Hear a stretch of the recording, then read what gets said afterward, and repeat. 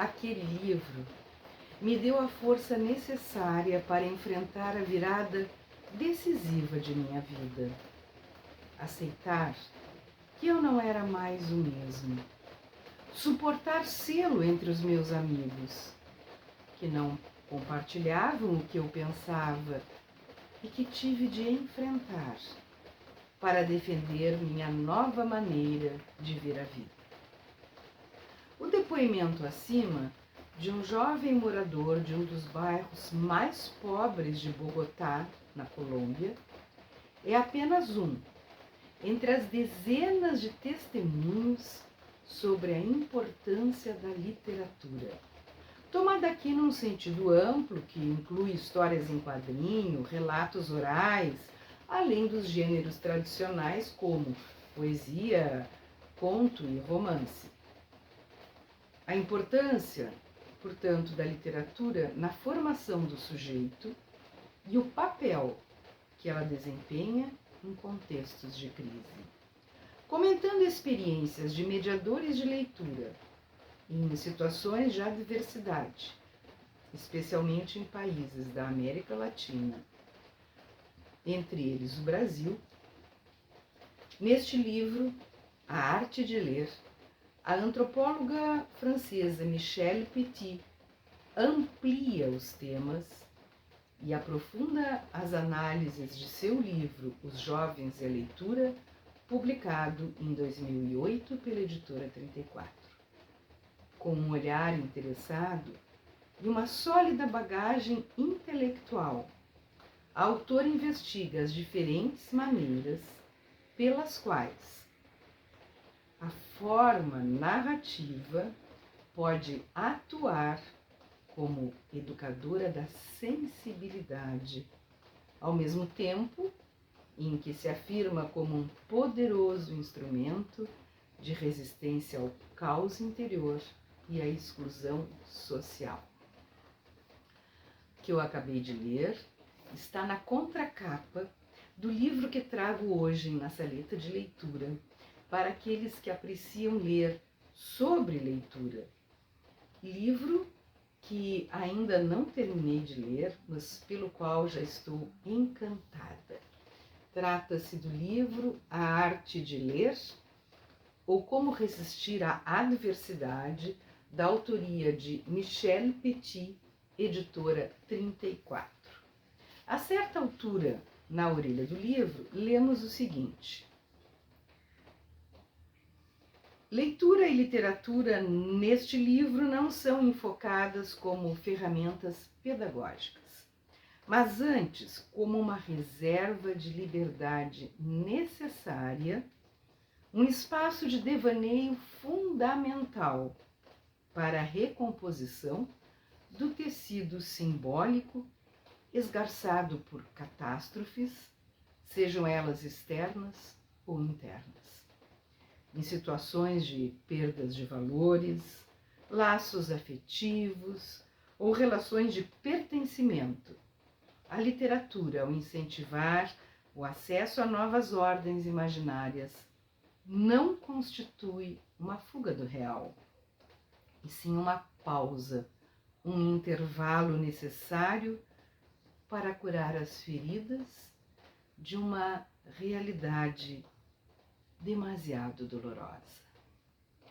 E porque a arte de ler, como observa Michelle Petit, implica sempre a possibilidade de reinventar-se, o trabalho desenvolvido nesses encontros, círculos e oficinas voltados à leitura é, simultaneamente, de ordem cultural, educativa e, no mais fundo sentido do termo, política, pois envolve tomar consciência de si e dos outros, dos limites e dos poderes da palavra, quando se trata de expressar pensamentos e desejos em sociedade.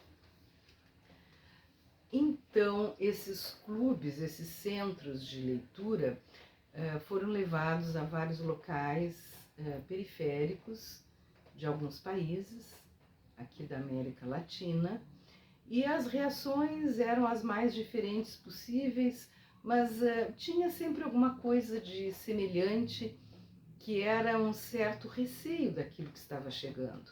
Muitas vezes as pessoas permaneciam em silêncio total, quase que numa recusa do que estavam recebendo, e os mediadores ficavam sem saber o que aconteceria dali para frente. Mas através dos relatos orais, das histórias contadas, as pessoas iam se reencontrando com elas e com suas histórias e passavam a contar as suas histórias ou a querer contar histórias para os outros. Uma das coisas que era muito incentivado era que os jovens lessem em voz alta, e eles tinham muita vergonha. Mas em determinado momento a autora diz que num desses centros, os jovens aprenderam a ler em voz alta sem temer o olhar dos outros. No início também ficavam apavorados. Eu não tinha medo dos livros, tinha medo da rejeição das pessoas para quem eu lia. Mas eles foram reconhecidos, como conta Dario, que se lembra da primeira vez em que leu em público. Diz assim: quando eu os olhava, via um pequeno sorriso em seus rostos que me fazia sentir como em minha casa. E o melhor momento foi quando, no final, eles me aplaudiram. Pela primeira vez na minha vida, eu me senti importante. Quando leio para crianças e elas me aplaudem, me sinto único e importante.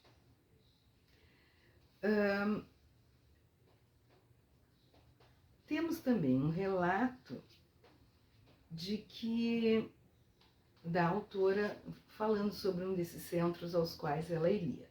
Então ela diz assim: na véspera da minha chegada, eles haviam buscado na internet poemas de Jacques Prévert, de que gostavam, para que eu lesse em francês e eles em espanhol. Também deram voz a outros poemas e a contos, que em sua maioria falavam de amor e algumas vezes da morte. Depois, discutiram um deles, no caso, o conto A Dama ou o Tigre, do americano Raymond Smullyan.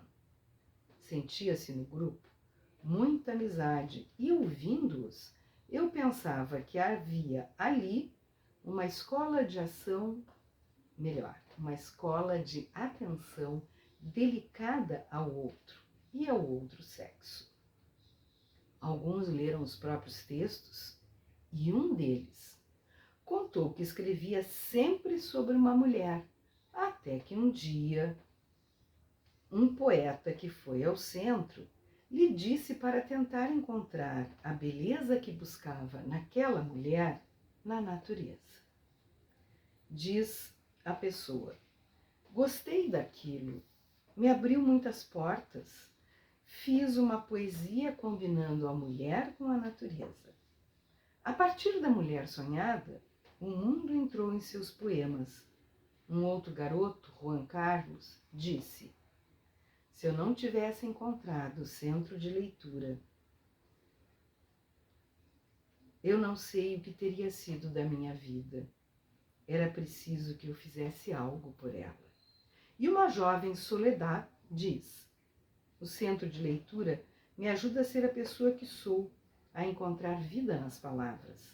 É um espaço para descobrir a si mesmo, um lugar para compartilhar, um lugar para estar com os livros sem pudores. E aquele hábito que muitos pais e cuidadores têm de ler ou contar histórias para os seus filhos à noite antes deles irem dormir, pois saibam que é muito importante. Lemos aqui o seguinte: é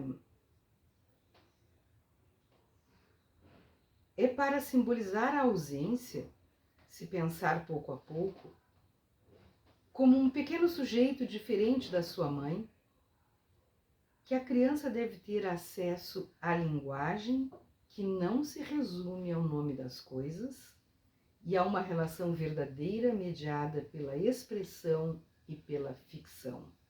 É o que Jatkin também diz quando fala: as histórias lidas para as crianças antes de dormir permitem-lhes suportar melhor o escuro, a separação dos pais, o medo de perdê-los e de morrer. No entanto, ele ponderava: somente uma história ficcional, uma narrativa em uma língua de estrutura totalmente diferente da usada na vida cotidiana, pode ser eficaz contra essa angústia da separação. Espero ter, com a leitura desses pequenos trechos, despertado o desejo de irem atrás deste livro e de lerem sobre as coisas fantásticas que a literatura e a leitura podem fazer pelas pessoas. Por isso, a sugestão de hoje, em Marcelita de Leitura, é o livro A Arte de Ler, ou Como Resistir à Adversidade, da autoria de Michelle Petit, editora 34. Boa leitura!